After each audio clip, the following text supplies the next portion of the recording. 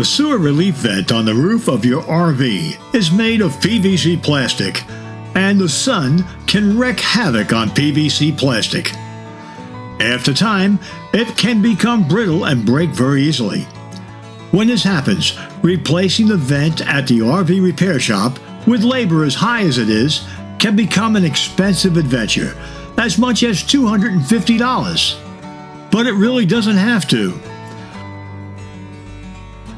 Replacement RV sewer relief vents are available online for less than $5. In this brief 4-minute video, with a number 2 Phillips head screwdriver, a plastic spackling knife, a mason's square trowel, and a tube of Dicor self-leveling sealant, I'll show you how you can replace the sewer relief vent in less than 20 minutes.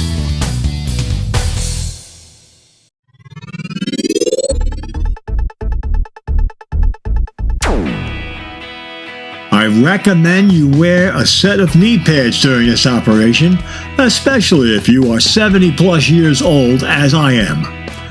Of course, use care and caution when working on the roof of your RV. We begin by using the plastic spackling knife to cut a groove around the circumference of the existing vent cover. We use a plastic knife instead of a steel knife to prevent accidentally cutting the rubber roofing material.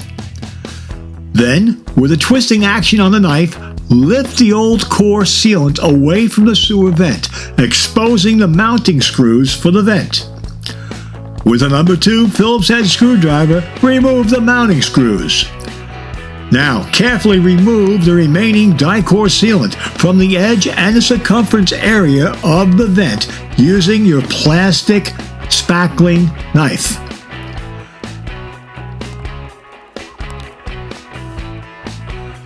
With the square mason's trowel, gently pry up the old vent from the roof surface and clean off any remaining Dicor sealant with the plastic spackling knife again.